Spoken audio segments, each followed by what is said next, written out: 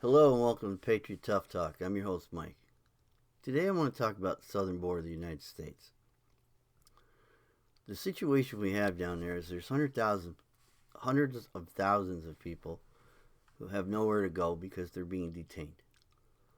Those detainees consist of, last statistic that I saw was 4,200 kids. And 2,900 of those kids have been held over the 72-hour legal limit.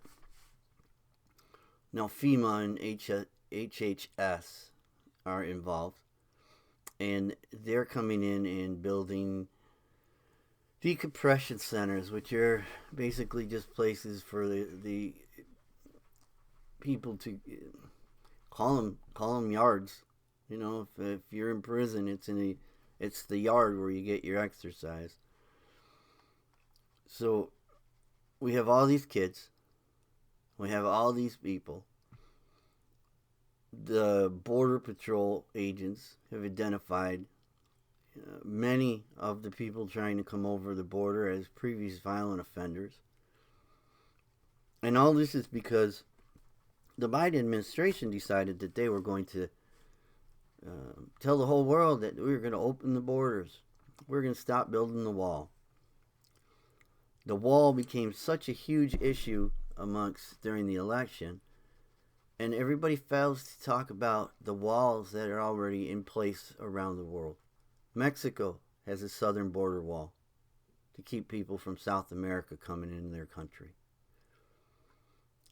Majority of the people who are in Congress have probably live in gated communities of some sort where there's protection. There's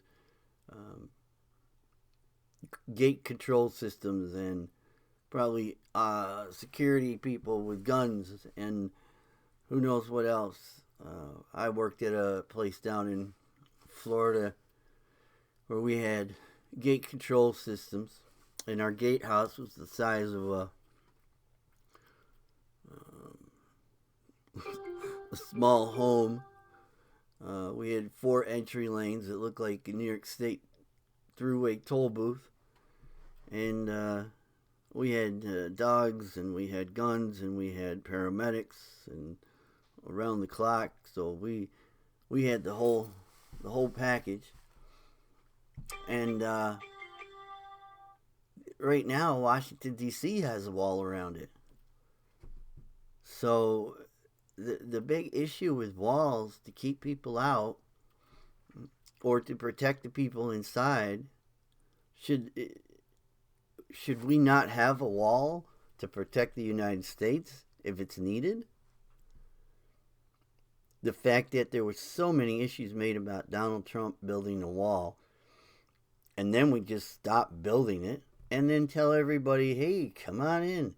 Now, in fairness, the Biden administration continues to tell people we're not ready yet.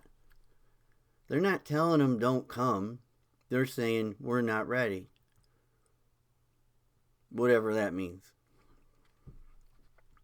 So, I have a hard time stomaching the fact that with all these walls,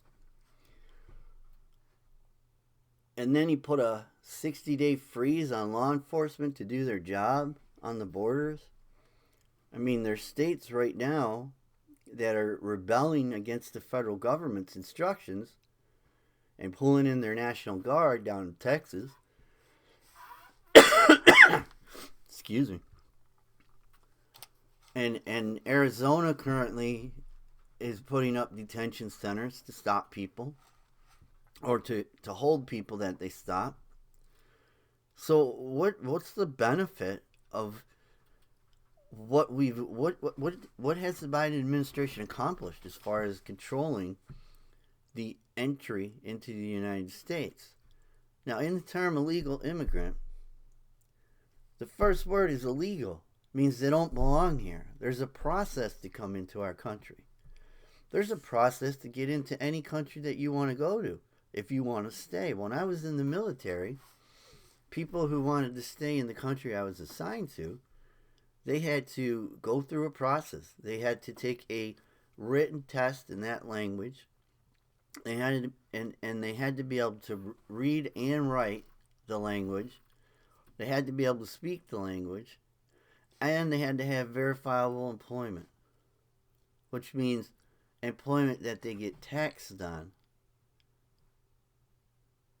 But our illegal immigrant problem doesn't force any of those people to get taxed. We have huge debates and arguments whether we should put them back out if they haven't gone through the right process. So you're going to deal with, you as an American citizen are willing to deal with the current situation of having more laws placed on you in order to curb the behavior of criminals, domestic abusers, felons, all people that usually don't follow the rules, but you as an American citizen who follows the rules, they're going to place more rules on you in order to deter those people who don't follow the rules. There's 0 cents there. That's for guns.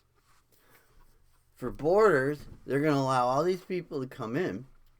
They're going to tax you to pay for their needs and not tax them because they don't know they exist. Because they're illegal.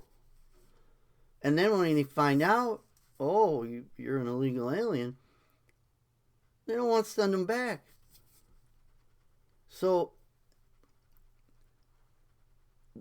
why should we, as American citizens, have to pay taxes for a person who's in this country who fails to apply, go through the process, and become a resident of this country? Why should I have to pay taxes? Why should you have to pay taxes to put that person's child through school? To make sure that person has health care of some sort? Why do we as the American citizen, the rightful owners of this country, why do we have to become the ones that pay for these people who are here against our own laws? Everything the Biden administration is doing is directed at the law-abiding citizen.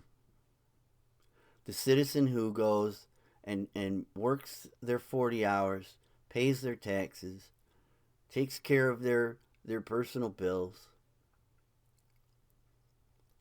We're the ones under attack.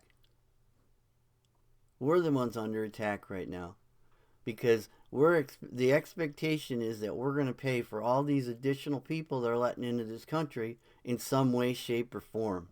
In some fashion, you will pay for them.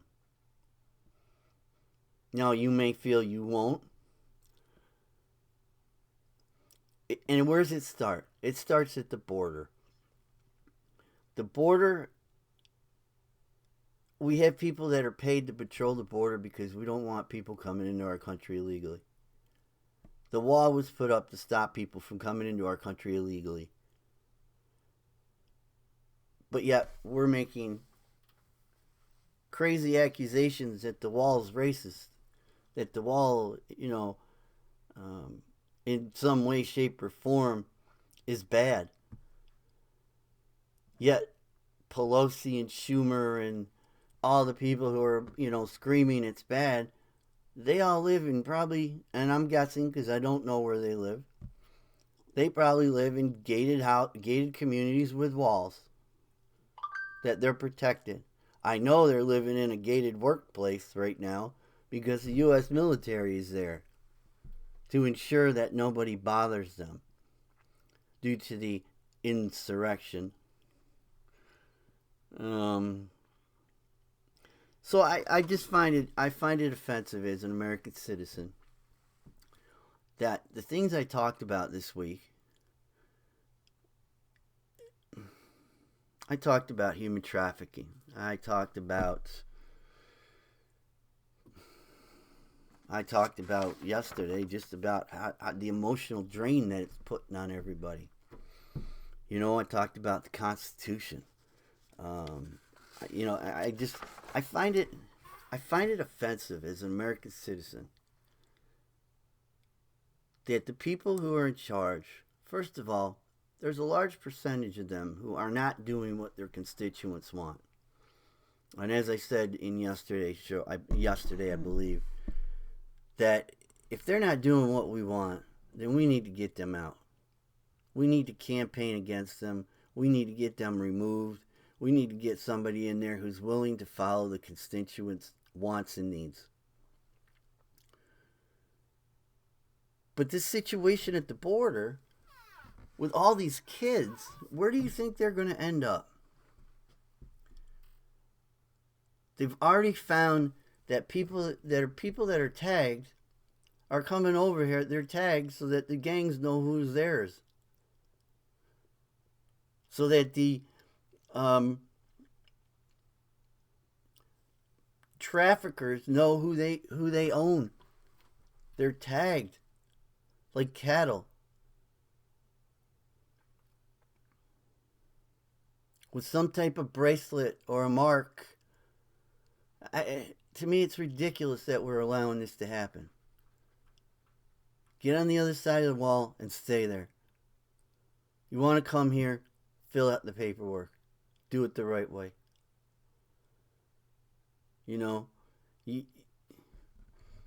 I am watching my rights dwindle little by little. So they're going to put another law on us for something. And then another one, and then another one, until we end up having nothing. No rights.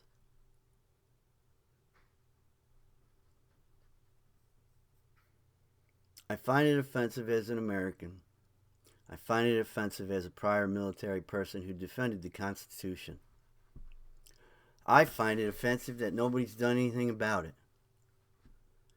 That the Constitution is what it reads. There are people in this country who took an oath not to a president, not to a party, but to the Constitution. Currently, I find it offensive that the military is not stepping up and putting a foot in somebody's ass and telling them enough is enough.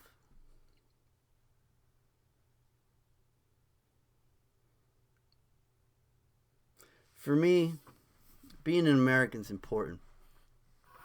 Being an American is, I've seen other cultures and I've seen other countries and how they live.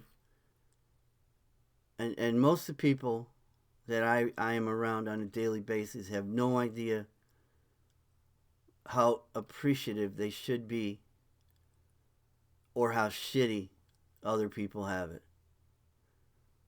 And I am watching us get banged around, and somebody's trying to turn us into one of those societies. And I'm disappointed that nobody appears to be doing anything to help us. So we're supposed to sit here for 2 years and wait for the midterm election to come along and then fight. And we should fight, and we should fight as hard as we can to make sure that we get representation in those places. The fact that we have to sit here and watch this occur, and that there's nobody in this country, and the military is who I'm talking about, they took an oath to the Constitution. They should be defending the Constitution at every corner. If there's a president who's trying to violate the Constitution, which they are trying to do with HH1 or HR1,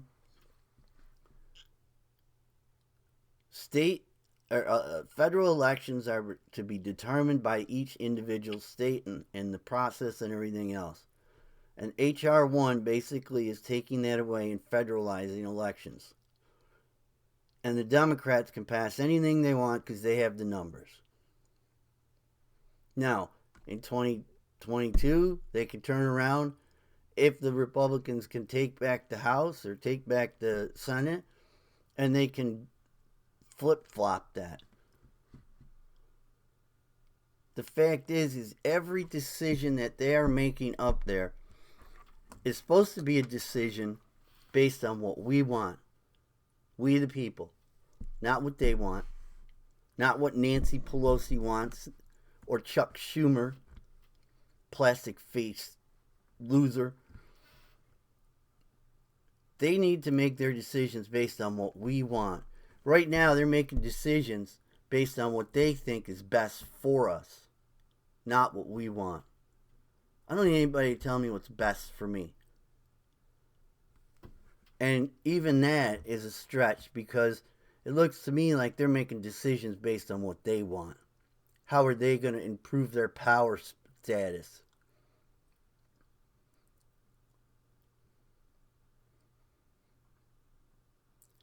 You have to stand up. You're going to have to get up and go out and make noise. You're going to have to campaign against those who are trying to oppress us, the people who put them there. If you don't, it's only going to get worse. And we haven't even seen the worst yet. He hasn't been in 100 days. But he's sticking to his promise. You're going to overturn everything Donald Trump did because they have to get back on track to what their plan was, their long-term plan. And any of you who think there is not a long-term plan, you're more asleep than anybody could imagine. You're catatonic. There's plenty of information out there to look at and make you go, Agenda 21, Agenda 30 through the UN. I'm trying to think of the name of the tabletop exercise that Gates did. It's called 201. It was the pandemic that we're currently going through, laid out on a tabletop. The only difference is we got it from bats, which I think is a crock of shit. And in his tabletop, they got it from pigs. So, you're going to have to make a choice. You're going to have to sit there and seriously decide, am I okay with this? And if you are, let it roll. Just let it roll. And if you're not, then you got to get involved. And I don't mean that you're out doing anything wrong, or you got to get involved. It means get in the game. Start to read, start to research, start to do, start something, start a blog. Get as many people to wake up to what's going on around us as you can. Because right now, we're looking down a dark road. When he can tell us maybe we can get together with our family on the 4th of July, maybe with 10 people, maybe it's going to get worse. Well, maybe I'll grow 6 inches overnight and play NBA basketball. That's not happening. Well, I've ranted enough for today. It's Friday. I hope everybody has a great weekend. We will see you on Monday. Peace out.